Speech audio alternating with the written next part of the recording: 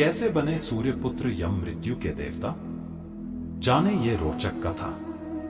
आज हम आपको सूर्यपुत्र यम के यमराज यानी कि मृत्यु के देवता बनने की बहुत ही रोचक कथा बताने जा रहे हैं। हिंदू धर्म में यमराज को मृत्यु का देवता माना जाता है।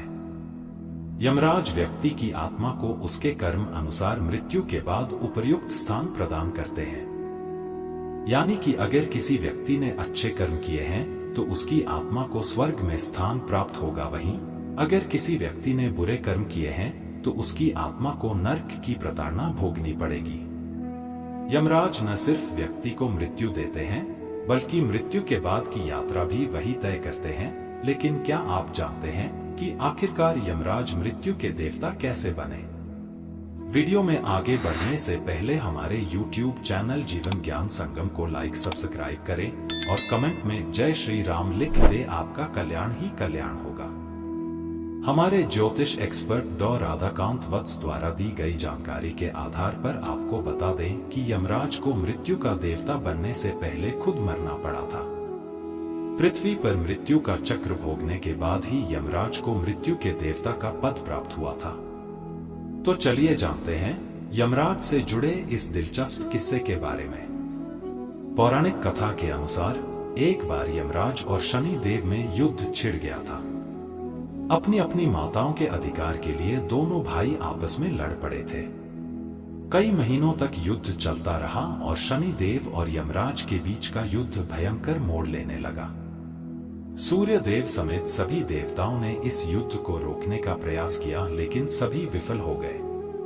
चूंकि शनि देव को बालावस्था से ही महादेव का आशीर्वाद और उनकी कृपा के साथ साथ उनके द्वारा दी गई दिव्य शक्तियां प्राप्त थी, लिहाजा शनिदेव के उपाय ने यमराज को परास्त कर दिया और उन्हें अपने दंडास्त्र से मृत्यु के घाट उतार दिया।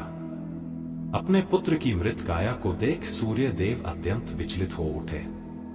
सूर्य देव और उनकी दोनों पत्नियों देवी संज्ञा और देवी छाया ने महादेव का आवाहन किया और महादेव के प्रकट होने पर उनसे पुनः यम को जीवित करने का आग्रह किया। महादेव ने सूर्य देव की प्रार्थना को ठुकराते हुए उन्हें यह समझाया कि मृत्यु अटल सत्य है और एकमात्र उनके पुत्र के लिए वह इस सत्य को परिवर्तित नहीं कर सकते हैं। तब शनि देव ने स्वयं महादेव से प्रार्थना की और उन्हें यम को जीवित करने के पीछे का ठोस कारण भी बताया। शनि देव ने भगवान शिव और श्री कृष्ण संवाद को कहा कि 1 माह के बाद मृत्यु के देवता का दायित्व संभालने के लिए महादेव स्वयं देवताओं में से ही किसी का चयन करने वाले थे।